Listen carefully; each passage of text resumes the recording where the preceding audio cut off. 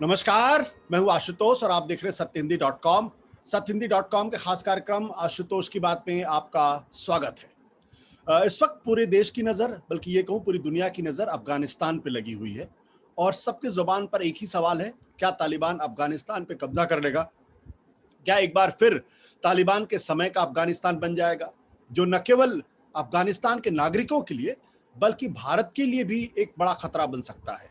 आप सब लोगों को मालूम है कि किस तरीके से अमेरिका ने तय किया है कि उनकी सेनाएं अफगानिस्तान से पीछे हट रही हैं और लगभग पीछे हट चुकी हैं।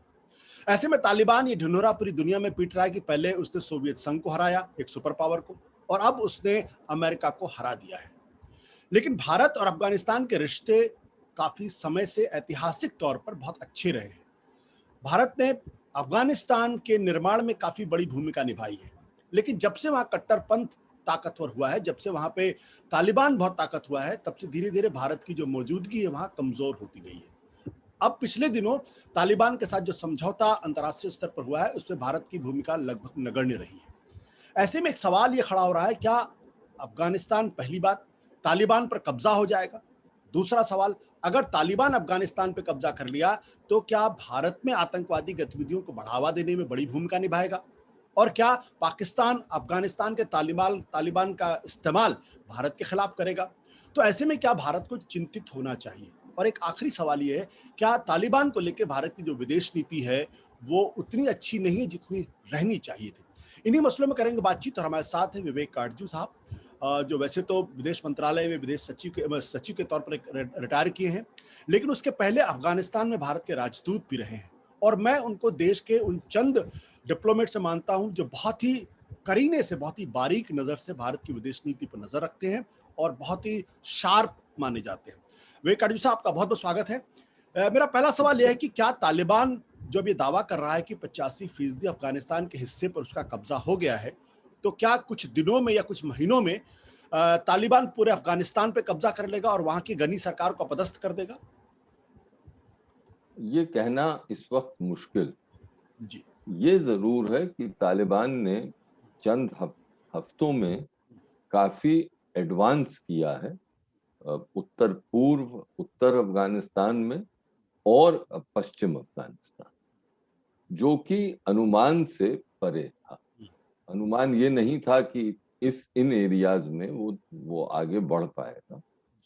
सरकार की फौजें जो हैं, अफगान सरकार की, वो लोहा ले रही हैं, लेकिन इस वक्त कुछ कमजोर दिखती नजर आ रही।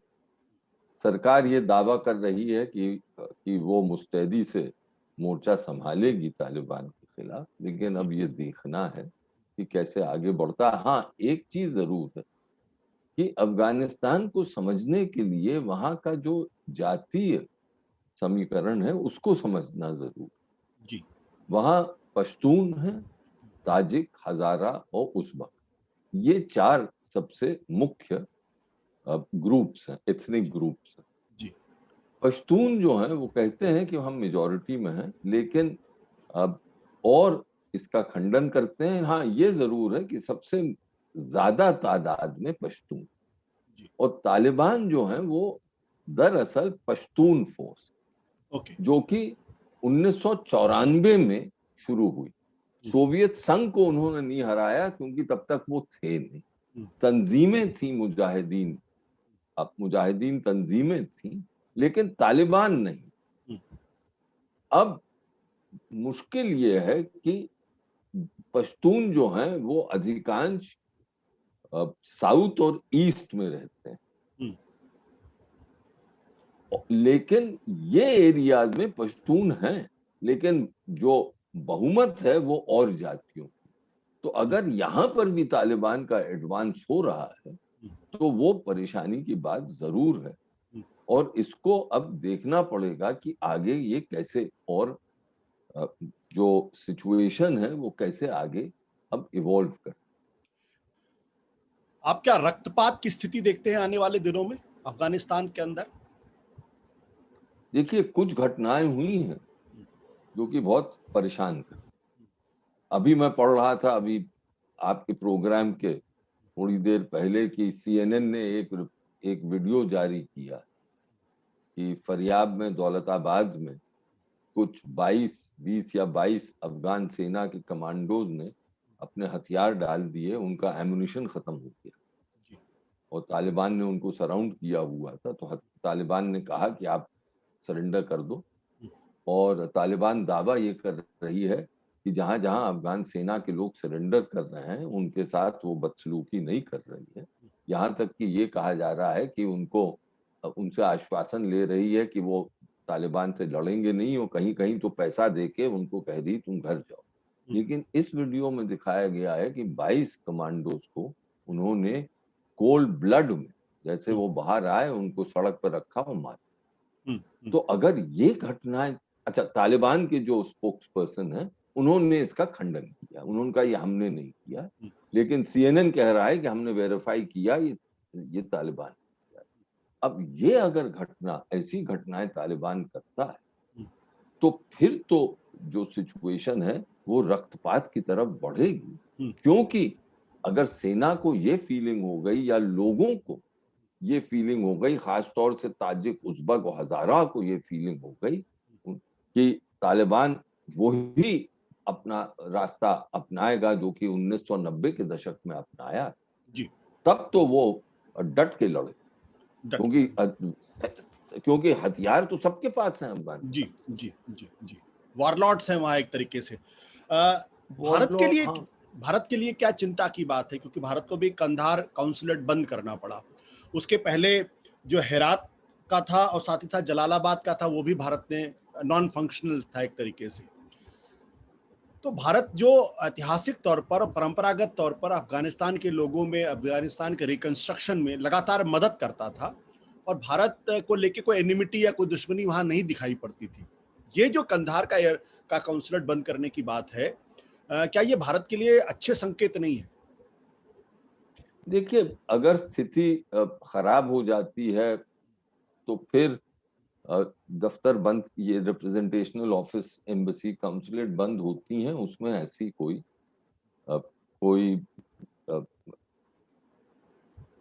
अनप्रेसिडेंटेड बात नहीं जी। और मेरा मानना है कि जस्टिफाइड। खतरा है तो फिर आपको पुल आउट करना पड़ता है अपने रिप्रेजेंटेटिव। सवाल ये है कि क्या फिर से हम ये खोल पाएंगे जब स्थिति अगर सामान्य हुई। तो जब भी स्थिति सामान्य होगी तो मैं ये मान के चलता हूं कि अब जो भी राजनीतिक समीकरण बनेगा उसमें तालिबान की एक प्रमुख भूमिका जरूर, या तो वो उनके कंट्रोल में होगा सरकार अगर बनेगी, या उसमें प्रमुख भूमिका। इस पर अभी भी प्रश्न चिन्ह है। लेकिन इसके साथ साथ मैं ये भी कह दूं कि जो हालात बन रहे हैं उससे ऐसा लगता है कि बातचीत की जो दरवाजा है वो पूर्ण रूप से बंद नहीं हुआ है, लेकिन वो थोड़ा सा कम होता जा रहा है। अब इस स्थिति में अब अगर तालिबान आ गए और प्रमुख भूमिका निभाएंगे तो वो पाकिस्तान तो हमेशा से चाहता है कि भारत का रोल अफगानिस्तान में कम हो जी।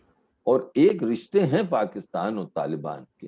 हाँ, तालिबान हमसे बार बार पहले कहते थे कि हमें पाकिस्तान का पिट्ठू मत समझो। हिंदुस्तानी सरकार, हमारी सरकार के साथ तो कुछ नहीं था उनका, लेकिन जब भी कोई मुझे बताया गया है कि जब भी कोई हिंदुस्तानी मिलते थे उनसे तो उनसे वही कहा जाता, वो कहते थे कि हम तुम्हारे खिलाफ नहीं है, भारत के खिलाफ नहीं है। और फिर ये भी वो संकेत देते थे कि जो भारत ने असिस्टेंस प्रोग्राम के जरिए जितना भी इंफ्रास्ट्रक्चर बनाया है उसका उन्होंने उसको ध्वस्त नहीं किया, क्योंकि वो तो अफगान जनता के लिए।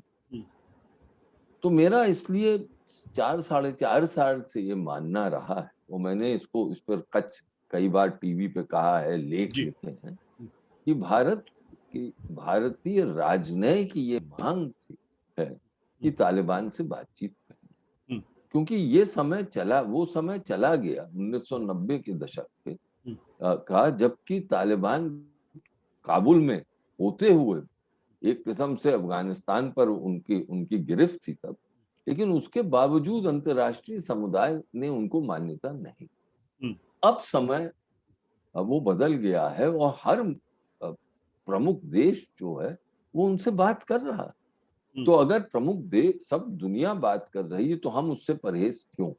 बेहतर है। काटू साहब, भारत में चिंता ये जताई जा रही है और खास तबके में चिंता हो रही है कि दरअसल तालिबान का अफगानिस्तान में कब्जा करना भारत के लिए एक बुरी खबर है, क्योंकि इसका असर पाकिस्तान के जरिए कश्मीर पे पड़ सकता है और आतंकवाद की गतिविधियों को बढ़ावा दिया जा सकता है और भारत की राष्ट्रीय सुरक्षा को जो है वो नुकसान पहुंचाया जा सकता है। क्या ये चिंता जायज है? देखिए, हमें मॉनिटर तो करना पड़े, हम्म, लेकिन अभी तक जो तालिबान का ओरिएंटेशन रहा हम्म, वो अफगानिस्तान की तरफ रहा। वो अपने आप को अफगान इस्लामिक नेशनलिस्ट कहते, यानी हाँ, ये जरूर है कि उन्होंने, जब वो थे वहां पावर में, तो उन्होंने अफगानिस्तान की सरजमी पर अंतर्राष्ट्रीय आतंकवादी गुट जैसे अलकायदा उसको पनपने दी। और भी गुट थे उनके, और भी, जैसे ईपीआईएम है या वीगोर, जो कि चीन में शिनजियांग प्रांत में उन चीन के साथ, चीन के खिलाफ खड़े हैं, जी। उनको भी उन्होंने पनाह दी। अब उनके जो स्पोक्स पर्सन है वो कह रहे हैं, अभी देखा था मैंने, उन्होंने कहा हमने चीन को आश्वासन दिया है कि वीगुर यहाँ नहीं आकर, हम उनको नहीं यहाँ परमिशन देंगे। तो इस वक्त मुझे नहीं लगता कि तालिबान खुद भारत से बैर लेना चाहेगा और अपने जो उनके फोर्सेस हैं या उनके जो सैनिक हैं उनको कश्मीर की तरफ मोड़े। मुझे ऐसा नहीं लगता है, चाहे पाकिस्तान कोशिश करे। लेकिन अब इन मामलों में हो सकता है कि कुछ आ जाए जो घर जाए, उन पे उनको जुनून सवार हो, अब वो करें, लेकिन संभावना कम निगरानी तो रखनी है, लेकिन संभावना कम लगती है। अफगानिस्तान में जो तालिबान है ये रेडिकल इस्लाम के नाम पर है और क्या इस्लाम के नाम पे कश्मीर में जो आतंकवादी है उनके साथ किसी तरीके का कोई राबता इनका हो सकता है? देखिए, इस्लाम कोई मोनोलिथ नहीं है, चाहे वो कुछ भी कहें।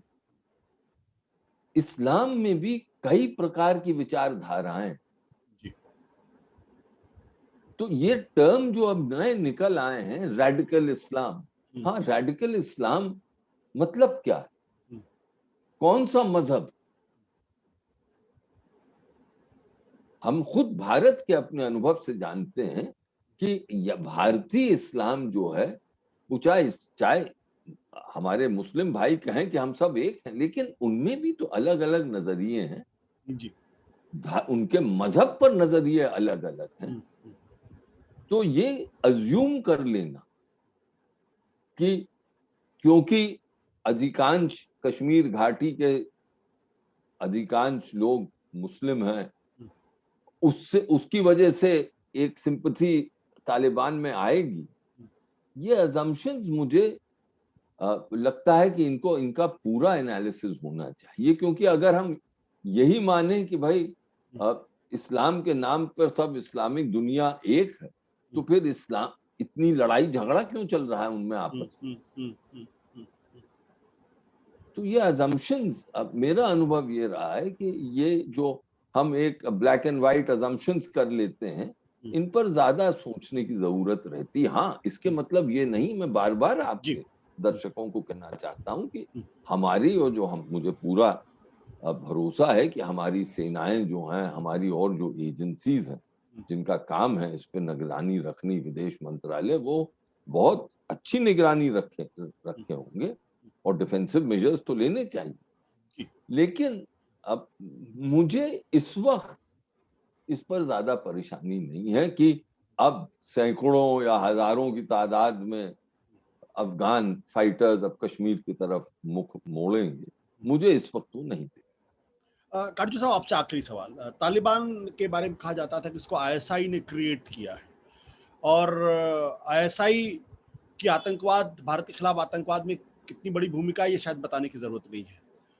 तो क्या आईएसआई अपनी हरकतों से बाज आएगा और तालिबान को भारत के खिलाफ उत्तेजित करने में या उसको प्रोवोक करने में या उसको खड़ा करने में भूमिका नहीं निभा पाएगा या नहीं निभाएगा? देखिए, पाकिस्तान को और उनकी फौज और आईएसआई जो है वो फौज का हिस्सा है। तो पाकिस्तान और पाकिस्तान फौज को हमेशा ये बहुत गिला रहा अफगान सरकार से कि उसने भारत के रोल को बढ़ावा दिया अफगानिस्तान के अंदर। भारत पहला देश था जिसके साथ अफगानिस्तान ने स्ट्रेटेजिक पार्टनरशिप एग्रीमेंट करी। सिक्योरिटी सेक्टर में भारत और अफगानिस्तान का कोऑपरेशन चलता। इस पर अच्छा, पाकिस्तान के साथ ये नहीं हुई। अफगानिस्तान, भारत में उनकी सेना के लोग ट्रेन हो रहे, लेकिन पाकिस्तान में बहुत ही कम गए, कोई ऐसी एग्रीमेंट्स नहीं। हाँ, अब मुझे लगता है कि प्रेशर तालिबान पर पाकिस्तान जरूर डालेगा अगर वो फिर आए वहां पे कि भाई भारत का फुटप्रिंट, भारत का रोल कम। लेकिन इसका तात्पर्य ये नहीं कि वो चाहे वो उनको प्रोवोक भी करे कि तालिबान जो है वो इतनी आसानी से भारत से पूर्ण बैर लेने को तैयार,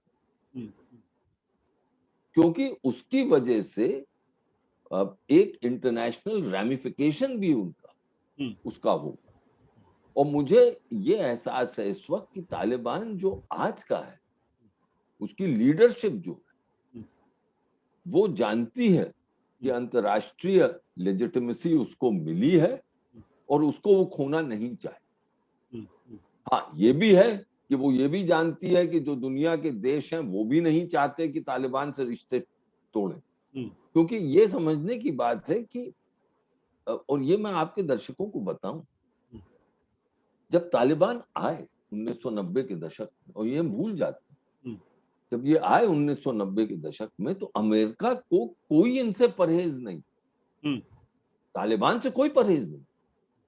अगर मैं अपने अनुभव से बताऊं, 1996 का मुझे याद है, जब पहली बार यूएन में एक मीटिंग बुलाई गई थी देशों की, मैं तब भारत सरकार में जॉइंट सेक्रेटरी था विदेश मंत्रालय में, और ये काम देखता था। वो मीटिंग न्यूयॉर्क में हुई थी, मैंने भी अटेंड की। वहां पर जो अमेरिकन लीडर थी डेलीगेशन की, रॉबिन रैफल, उन्होंने कहा, ये रिकॉर्ड पर है, आप गूगल करें तो मिल जाएगा, उन्होंने तब कहा कि the Taliban are an authentic Afghan group. तो उनको तालिबान से कोई परहेज नहीं। उनको मुश्किल अमेरिका को तब पड़ी जबकि अल कायदा, ओसामा बिन लादेन वहां पे 1996 में आया और फिर उसने अपनी गतिविधियां शुरू करी। और तो फिर अमेरिका ने उनसे संपर्क में थे, और अमेरिका उनसे, तालिबान के लीडर से कह रहा था, मुल्ला उमर से, उनसे कि इनको छोड़ो, इनसे संबंध तोड़ो, इनको हमारे सुपुर्द करो। वो तालिबान ने करने से इनकार किया, और उसमें यह माना जाता है कि तब जो डीजी आईएसआई था पाकिस्तान में, उसने भी उनको, मुशर्रफ कुछ कह रहा था लेकिन डीजी आईएसआई ने कहा, उनसे इशारा किया कि ये सब मत करो। इसलिए तालिबान से अमेरिका का बैर शुरू। इसको हमें याद रखना है कि अब मुझे लगता है कि तालिबान कुछ ना कुछ सबक सीखा है उन्होंने। लेकिन इसके साथ साथ मैं ये भी कहता जाऊं, क्योंकि आपने कहा आखिरी सवाल है, कि जो ये लास्ट इंसिडेंट हुआ है, जिसके बारे में आज सीएनएन की रिपोर्ट, कल शाम को भी या सुबह देखी थी मैंने, फिर देखी, और फर्क इतना है कि अब सीएनएन कह रहा है हमने वेरीफाई कर दिया कि 22 सैनिकों को उन्होंने बेरहमी से कोल्ड ब्लड में मारा है जब उन्होंने सरेंडर कर दिया। तो इसका अब प्रश्न चिन्ह, तालिबान डिनाई कर रहे हैं, लेकिन इसका प्रश्न, इसकी वजह से तालिबान की कॉन्डक्ट पे, तालिबान पर बहुत प्रश्न चिन्ह लगेगा। काटजू साहब, बहुत बहुत शुक्रिया हमसे बातचीत करने के लिए। थैंक यू सो मच, इतनी बातचीत हमारे करने के लिए। Thank you sir. सत्य हिंदी का ऐप डाउनलोड करें गूगल प्ले स्टोर पर।